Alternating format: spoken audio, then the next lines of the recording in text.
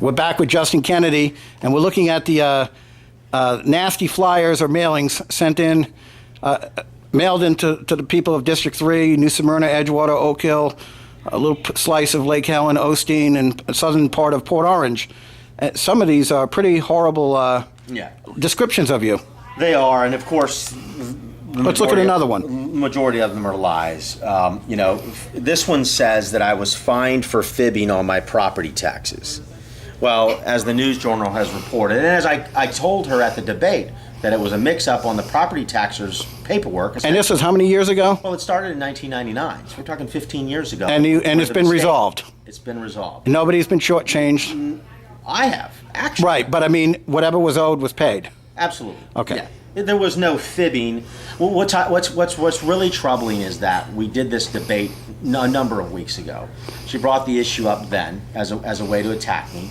I explained it to the public at the debate, and to everyone's satisfaction. In fact, Miss Denny's after the debate told me, "Wow, that's a really good explanation. I didn't think about that being the case."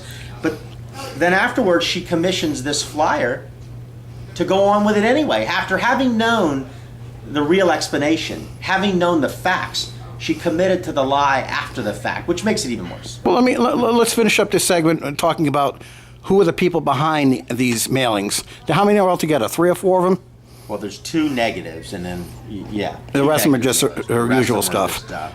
And from reading the News Journal today, I saw there was a reference to Maury Husseini, acknowledging that he's a part of that. That's correct. Were you surprised? No, not surprised at all. I mean, Was it disheartening? No, not at all. I mean, it's been no secret that Mr. Husseini has been a Denny supporter, as he supports all the incumbent candidates that vote everything his way. And that's fine. That's his prerogative. He can exercise his right to influence and put in as much money as he wants to these campaigns, even though it's no secret, though, he wants behind rocks and behind walls and behind shell corporations. But that's what they do. But it's no secret that he wants that Woodhaven, his big luxury development in Sam Sula unincorporated area between Port Orange and New Smyrna, where he needs an interchange, I-95, and he wants the taxpayers to pay for it. Right. Talking tens of millions of dollars. Sure. Husseini, Hyatt Brown, they're trustees on International Speedway Corporation, Lisa France Kennedy. You've been an outspoken critic of the Speedway funding, as thinking that it was superfluous, unnecessary for billionaires. You still stand by that? Oh, absolutely. Well, I'm going to make something clear.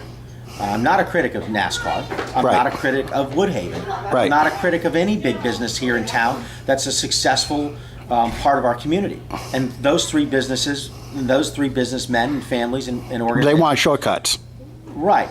But let me say this first. It is good to have those businesses here in town. They employ a lot of people. They do make progress, and I'm not against them whatsoever. What I'm against are the politicians who give them money from the taxpayers that A, we don't even have, we're borrowing, and B, they don't need the money. If these were business enterprises that were startups, that were struggling but had a real promise at the end of the rainbow, then I might get on board with it. I thought that's what we had Team Volusia for, to have incentives and all this. That's true, and Team Volusia does work in that direction. Unfortunately, the lion's share of a lot of this money goes to fully established, successful, publicly traded corporations. And that's where I have the problem. It doesn't make sense to me that NASCAR needed $20 million for the One Daytona project. Doesn't make sense. We'll be back in one segment with our final segment.